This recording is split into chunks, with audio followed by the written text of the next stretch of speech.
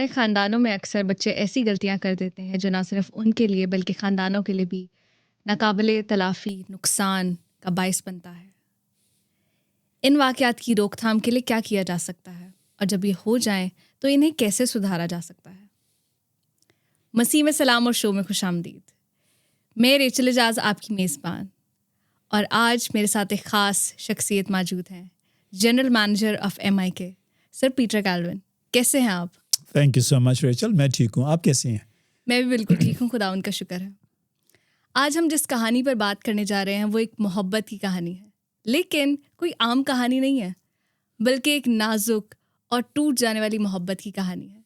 इस कहानी के बारे में आप क्या बताएंगे? Rachel thank you so much. पहले तो मैं आपको बताऊं कि MIK ने बहुत सारी कहानियाँ नॉवेल शाया किए, जिनमें से ये एक मेरी फेवरेट नॉवल है, छोटा सा नॉवल है। आपने दुरुस्त कहा, ये ऐसी मोहब्बत है जो मजबूत नहीं बल्कि शीशे की तरह टूट कर बिखर जाने वाली है, या नाजुक सी मोहब्बत है। आप बिल्कुल दुरुस्त कहती हैं, नाजुक होना तो नहीं चाहिए, मोहब्बत मजबूत होती है, आपको करीब लाती है, आपके फ़ायदे के सोचती है, लेकिन ये वो मोहब्बत है जो कांच की सी है। वाकई कांच की सी चाहत, यानी कि नाजुक टूट जाने वाली, ऐसी के कभी भी बिखर सकती है। एग्जैक्टली। इस कहानी का मेन किरदार कौन है? रेचल, ये कहानी सिर्फ एक किरदार की नहीं जी, ये कहानी एक घर की है। इसमें कोई शक नहीं, आप दुरुस्त कह रही हैं कि किरदार कोई एक है। मेन किरदार एक नौजवान लड़की है, एनी जिसके नाम से, लेकिन ये हमारे माहौल, हमारे मुआशरे, हमारे घरानों में से कई घरानों की ये कहानी है। यस, और कहानी ये है कि एक लड़की है जो महसूस करती है कि वो घर में इग्नोर्ड है, उसको मोहब्बत नहीं मिली, लिहाजा वो इस मोहब्बत, इस चाहत को कहीं और तलाश करती है, और अनफॉर्चुनेटली, बदकिस्मती से उसको ये मोहब्बत एक ऐसी जगह से मिल जाती है जो उसको कांच की सी चाहत बना देता है, और फिर ये लम्हा भर में टूट जाती है। So that's the beauty of this story. Definitely. इस कहानी के दूसरे किरदार की तरफ, जो कि उसे एक्सप्लॉइट करता है, उस मोहब्बत को, इमरान के कैरेक्टर के बारे में। इमरान का कैरेक्टर मुझे ऐसे नज़र आता है कि जैसे वो हमारी माशरे में हमें ऐसे लोग नज़र आते हैं जो आपका फ़ायदा उठाना चाहते हैं, जो आपको एक्सप्लॉइट करते हैं, जो बनावटी एक चीज़ आपके सामने पेश करते हैं जबकि वो नहीं होती। Yes, exactly. रेचल, जैसे मैंने पहले बताया ना, ये कहानी एक ना सिर्फ एक किरदार की, एक घर की है, और कहानी में है ये कि ये एक लड़की है जो 4-5 बच्चों में से एक है, और sadly she is a middle child, not the youngest, not the oldest. और हमारे घरों में ऐसा होता है ना, जो मिडल चाइल्ड रहता है ना, वो इग्नोर्ड फील करता है। ये लड़की, जिसका नाम एनी है, ये महसूस करती है कि उसको घर में माँ बाप से वो तवज्जो नहीं मिल रही। घर में जो वालिदैन हैं, बड़े बहन भाई का ध्यान रखते हैं, छोटा जो सबसे है उसकी बड़ी, उसको उसके नाज उठाए जाते हैं, तो शी फील्स इग्नोर्ड। और नतीजा में हम सबको मोहब्बत की ज़रूरत होती है, नतीजा में ये कहीं ऐसी जगह मोहब्बत तलाश करती है। और आपने जिसका जिक्र किया, जो इस कहानी में जिसको हम कहते हैं एंटागोनिस्ट है, वो है विलन कैरेक्टर के तौर पर, ये लड़का इमरान, जो उसकी ज़िंदगी में आ जाता है। और आपने दुरुस्त कहा, ये एक्सप्लॉइट करता है, और ये ज़िंदगी के उसको ऐसे दोराहे पर ले आता है जहाँ वो महसूस करती है कि उसके सामने सिर्फ मायूसी है। सो इमरान का किरदार मनफी किरदार है, लेकिन ये हमारे माशरे में पाया जाता है, हर जगह है। डेफिनेटली ये किरदार पाया जाता है। और एनी जिस मोड़ पर है, वो अपनी ज़िंदगी को ख़त्म करना चाहती है। वो समझती है कि उसके लिए कोई उम्मीद नहीं है।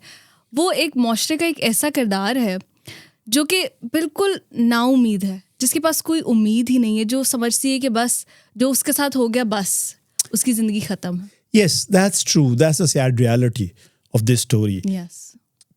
Annie has come to the point where there is nothing for her. She's desperate. But we have an angel right there. Yes, लेकिन I just want to step back. इससे पहले कि आप, मुझे लग रहा है आप जो कहानी का जो बचाने वाला जो मसीह है उसकी तरफ आना चाहती है। लेकिन मैं कहानी के दीगर किरदार जो अहम हिस्सा रखते हैं वो हैं एनी के घर के अफराद और ख़ासकर उसके वालिदैन, उसके बहन भाई। यस एग्जैक्टली रेचल, ये बहुत ज़रूरी है कि इसीलिए मैंने कहा ना आगाज़ में कि ये सिर्फ एक इनफरादी शख्सी कहानी नहीं है, पूरे घराने की। सो एनी की इस मायूसी के मकाम पर पहुँचने में दूसरे लोगों का क्या किरदार है, और ख़ासकर इसके वालिदैन जो हैं।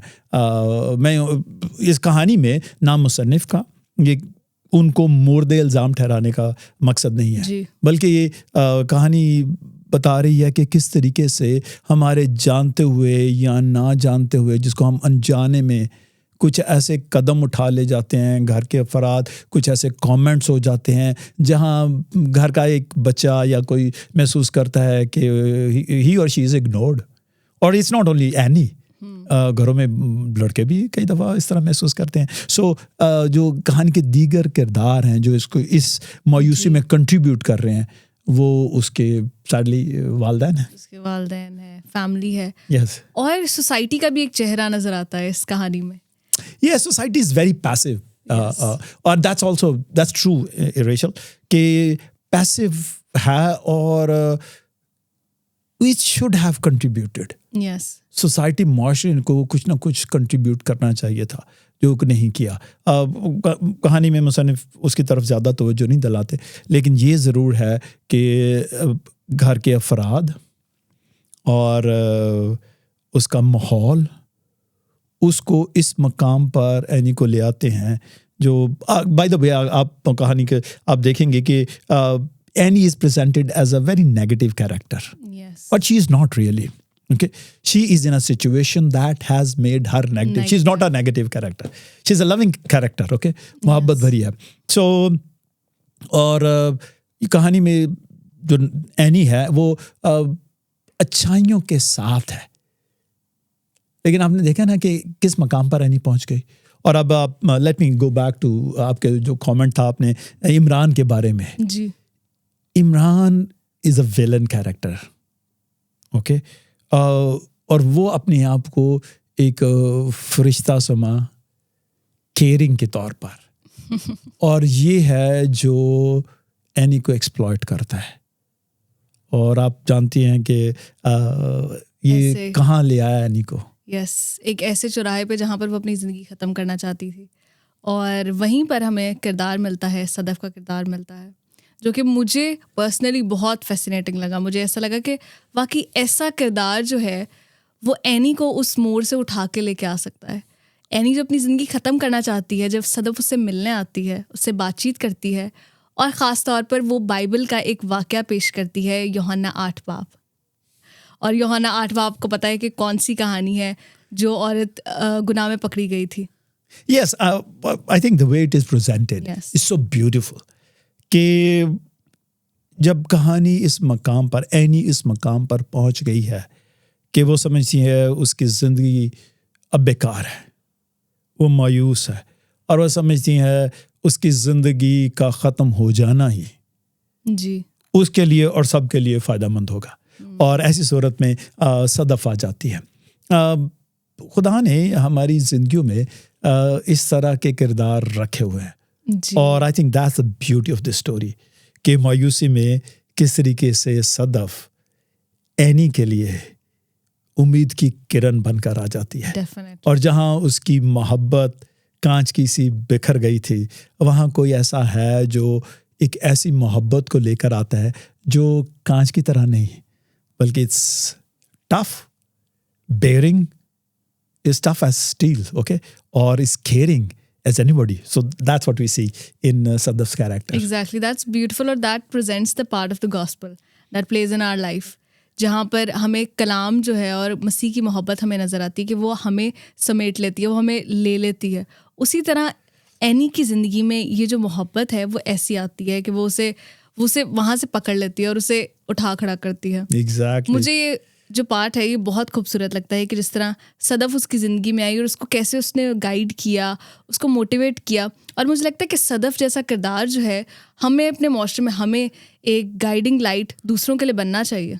यस देखें रेचल, हम सब कमज़ोरियों और खूबियों से बने हैं. यस. ओके, मुझ में खामियां हैं, कमज़ोरियां हैं, कहीं कहीं कोई किसी को कोई अच्छी बात भी शायद नज़र आ जाए. इसी तरह हम सब हैं.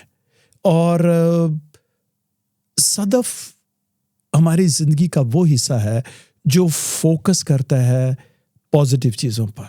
That can bring the Christian character from you. आपने जिक्र किया इस कहानी में बाइबल मुक़द्दस के एक ही वाक़े का जिक्र है, यूहन्ना की इंजील 8वें बाब में, जहाँ सदफ उम्मीद की किरण, उम्मीद का पैगाम जब लेके आ रही है, तो वो इस वाक़े का बयान करती है. क्योंकि आप जानते हैं एनी इस मकाम पर पहुंच गई है जहाँ वो समझती है उसके लिए कुछ भी नहीं रह गया, कोई उम्मीद नहीं. ओके. और फिर सदफ उसको ये वाक़या याद दिलाती है कि जब ये औरत जो एन ज़िना में पकड़ी गई थी, और वो भी समझती थी कि अब देखती हूँ कि पहला पत्थर किसकी तरफ से आता है. और उस वक्त उम्मीद यीशु मसीह की खुशखबरी में उसके ज़ुबान में से मिली कि मैं भी तुझ पर कोई इल्ज़ाम नहीं लगाता, और शी सेट फ्री. और ये उम्मीद हमें एनी के लिए भी मिलती है. लेकिन I think Rachel we should talk about कि किस तरीके से मनफी बातें जी हमारी मुस्बत ज़िंदगी के मुस्बत पहलुओं को दबा देती हैं. लेट्स टॉक अबाउट इमरान ने जो कुछ किया. I am sure you as a girl can identify how things girls feel. किस तरह महसूस करती हैं जब वो इग्नोर्ड में फेल कर रही हों और कोई आपको केयरिंग नज़र आ जाए. तो I would like to know कि आप how do you feel as a girl कि अगर ऐसी सूरत हाल हो जाती है तो लड़कियों के क्या एहसासात होते हैं? मुझे इसमें एक चीज़ नज़र आती है पीटर साहब, वो ये है कि पर्सनल वर्थ. Yes. जो कलाम हमें देता है और जो हर एक टीनेजर, हर एक बच्चे के पास, हर एक लड़की, हर एक लड़के के पास होनी चाहिए, जो इस कहानी में मुझे मिलती है कि एनी नज़र आती कि उसे अपनी वैल्यू का नहीं पता. वो नहीं जानती, शायद उसकी फैमिली में उसे नहीं पता कि वो कितनी कीमती है. लेकिन कलाम मुक़द्दस मुझे और मेरे जैसे और बहुत से नौजवानों को, बच्चों को हमें गाइडिंग लाइट देता है, हमें नूर और नमक कहता है, हमें खुदावंद की खूबसूरत क्रिएशन कहता है, जिससे हमें पता चलता है कि हम क्या हैं और हमारी क्या रोल है, हमारी क्या जिम्मेदारी है. एनी के किरदार में जब वो एक स्टूडेंट है, वो पढ़ाई कर रही है, लेकिन इस चीज़ ने उसका फ्यूचर, उसकी ज़िंदगी के रिलेशनशिप्स और बहुत सारी चीज़ें उसकी ज़िंदगी में ख़राब की. Yes. आपको क्या लगता है कि हमारी पर्सनल लाइफ में जो नौजवान हैं, जो बच्चे हैं और जो इस एज से गुजर रहे हैं, उनके लिए एप्लीकेशन क्या है? आई थिंक देखें रेचल, एक वक्त था मैं भी टीनेजर था. लोग शायद ना माने, लेकिन I was a teenager once. सदियां गुजर गई. और ये वो वक्त होता है जब आपके इमोशंस और आपकी जो एस्पिरेशंस होती हैं, ये यूँ समझें कि रूज की तरफ बढ़ रही होती हैं. और ये वो वक्त होता है जब आप बहुत टची होते हैं, ओके.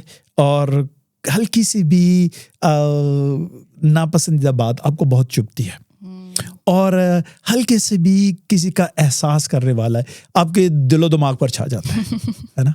सो यही कुछ एनी के साथ हुआ. इमरान ने जो कुछ उसके साथ किया वो किसी भी तौर पर काबिल कबूल नहीं है. Yes. आप देखते हैं कि वो इमरान उसको इस चाहत के, मोहब्बत के झांसे में कहाँ से कहाँ ले गया. और हैरत की बात यह है कि इन सारे हालात और वाक़यात में एनी ने कभी भी नहीं सोचा कि शी इज़ बीइंग एक्सप्लॉइटेड, है ना. और कहानी बार बार उसकी मासूमियत की तरफ से लेके आती है कि कहानी में बताया जाता है कि कैसे ये सब कुछ हुआ, कैसे वो उसके जाल में फंस गई.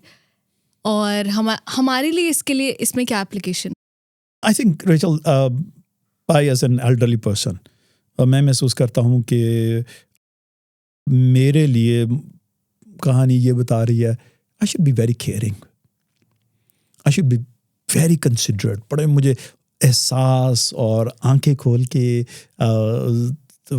और अपने सारे एहसासात को खोलते हुए देखना है कि जो मेरे साथ हैं वो मेरे वर्ड्स और एक्शंस को कैसे ले रहे हैं.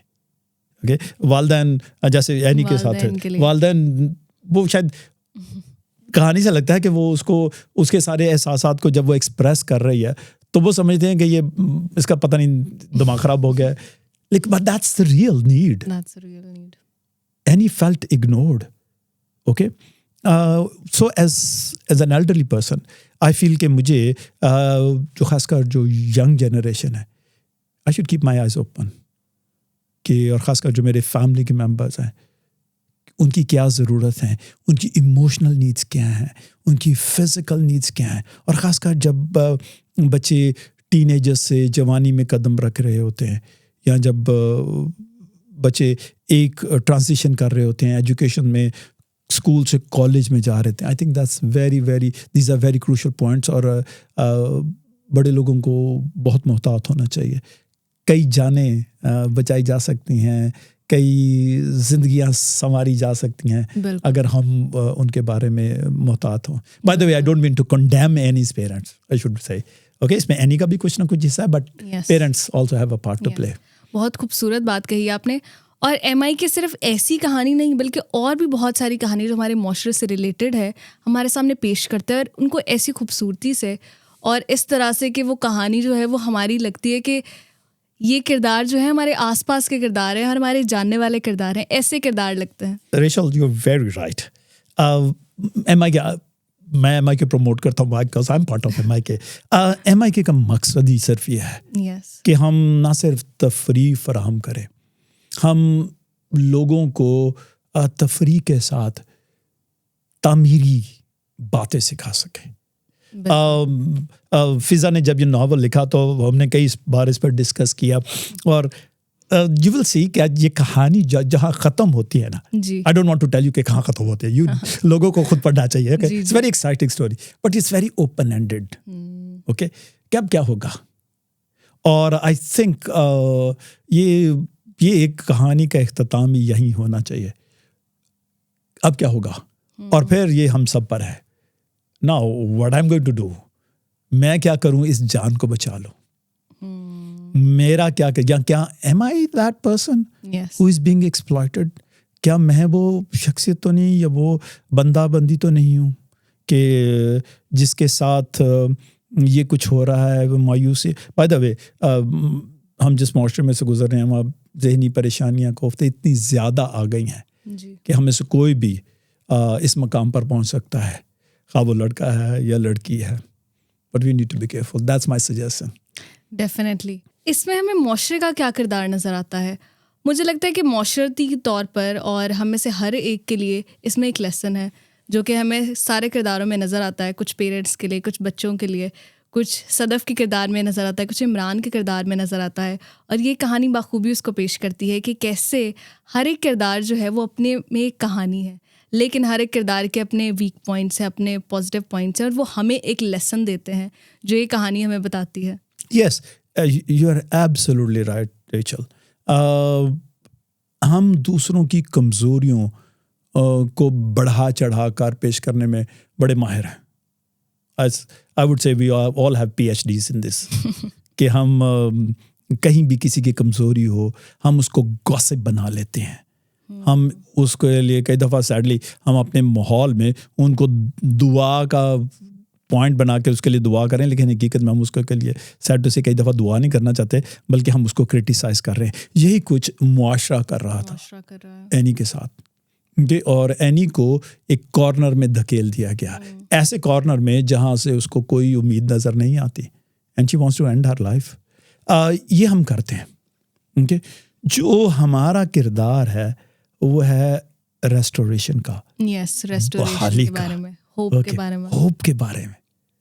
Okay, and that's where Sadaf comes so powerfully.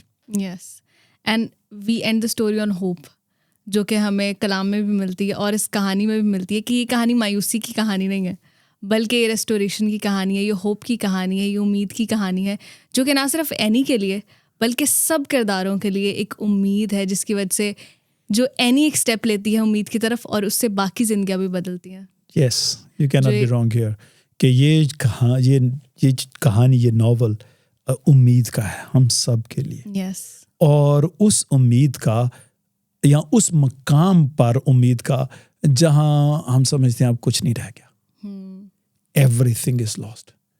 इस कांच, ये जो मोहब्बत थी जो कांच की सी, ये ना सिर्फ टूट गई बल्कि बिखर गई। अब इसको इकट्ठा करना मुमकिन नहीं, ये मुआशरा हमें बताता है। Yes. ओके लेकिन what you are saying is right कि इसमें उम्मीद है। The question is where does this hope come from? ये उम्मीद आती कहाँ से? और जिस पावरफुली तरीके से कहानी बताती है कि उम्मीद कहाँ से आती है, and we need to find out. Rachel, we all need to find out कि ये उम्मीद कहाँ से आती है। एनी की कहानी सिर्फ एक लड़की की कहानी नहीं है, बल्कि जैसे हमने डिस्कस किया और हमने जाना कि एनी के किरदार के हमें बहुत सारे लोग नज़र आते हैं। इस कहानी में हमें हर एक किरदार एक सबक देता है। ये ख़ानदानों के लिए, पर्सनल लाइफ्स के लिए एक लेसन है, जो कि हमने इस पॉडकास्ट में देखा। इसी तरह की और कहानियों के साथ हमारे साथ ऐसे ही जुड़े रही। Thank you so much Peter साहब for this insightful review of this book and for the discussion that we had. Thank you so much. Rachel, मेरे लिए खुशी की बात है, एजाज़ की बात है हम इस किताब के बारे में डिस्कस कर सके। मैं सिर्फ this is how I would like to and कि ये सिर्फ कहानी नहीं, मैं इसको सिर्फ ऐसे अम्यूज़मेंट के तौर पर नहीं पढ़ता। Actually it's critical part. जब मैं इस तरह की किताबें पढ़ता हूँ, ये सिर्फ तफरीह नहीं, तफरीह के साथ ये बहुत तामीरी काम करते हैं। I am sure you will agree with me कि ये हमारे किरदार की तश्कील में, इसकी तरक्की में कितना अहम किरदार अदा करते हैं। और मैं I will echo what you said, इसी तरह की कहानियाँ, इस तरह की किताबें हमें पढ़ते रहना चाहिए, हमें प्रमोट करना चाहिए। Rachel, I am sure this is, you will agree with this also, कि हम आजकल बहुत सारा वक्त बहुत सारे ऐसे कामों में गुजारते हैं जो इतने तामीरी नहीं है। Okay, I am not saying that they are wrong, but it's important to be balance in all this. और for me that's how I say, लोग जब मुझसे पूछते हैं कि व्हाट इज योर फेसबुक, और मैं उन्हें कहता हूँ I don't do Facebook, I face my books. Okay, so I would like to encourage through your programme कि हम अपने घरों में बुक रीडिंग को प्रमोट करें। Yes. और we will see a radical change, एक नुमाया तब्दीली नज़र आएगी हमारे घरों में, हमारी जिंदगियों में। So thank you so much Rachel. Definitely, not just for families, for personal lives, for teenagers, for everyone जो इस शो को देख रहे हैं, उन सब के लिए ये बात बिल्कुल सच है।